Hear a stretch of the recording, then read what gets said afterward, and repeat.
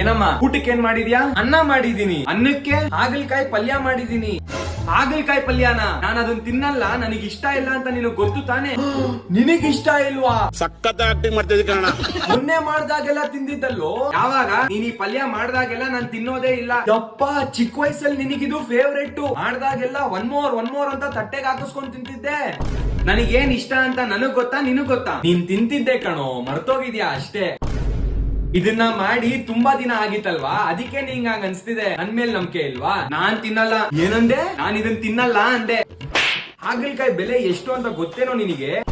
ನಾನ್ ಕಷ್ಟಪಟ್ಟು ಅಡಿಗೆ ಮಾಡೋದು, ನೀನ್ ಅದನ್ನ ತಿಂದೆ ವೇಸ್ಟ್ ಮಾಡೋದು, ಮಿಕ್ಕಿರೋದನ್ನೆಲ್ಲ ತಗೊಂಡೋಗಿ ಮೋರಿಗೆ ಚೆಲ್ಲೋದು, ಇದೇ ಆಯ್ತು. ಸಾಕ್, ಸುಮ್ನಿರಮ್ಮ. ನಾನ್ ಇದನ್ ಪಕ್ಕಾ ತಿನ್ನಲ್ಲ ಅಂತ ನಿನಗ್ ಗೊತ್ತಿದ್ರು ಗೊತ್ತಿಲ್ಲ ಅನ್ನೋ ತರ ಆಕ್ಟಿಂಗ್ ಮಾಡಿ, ನಾನು ಇದನ್ ಮುಂಚೆನೂ ತಿಂತಿದ್ದೆ ಅಂತ ನನ್ನ ಗ್ಯಾಸ್ ಲೈಟ್ ಮಾಡಿ, ನನ್ನ ಯಾಮಾರಿಸಿ ಮ್ಯಾನುಪುಲೇಟ್ ಮಾಡಿ, ಫೋರ್ಸ್ ಮಾಡಿಸಿ ನನ್ನ ಕೈಯಲ್ಲಿ ಇದನ್ನ ತಿನ್ಸಕ್ ನೋಡಿದ್ರೆ ನಾನು ಆನ್ಲೈನ್ ಇಂದ ಏನಾದ್ರೂ ಆರ್ಡರ್ ಮಾಡ್ಕೊಂಡ್ಬಿಡ್ತೀನಿ.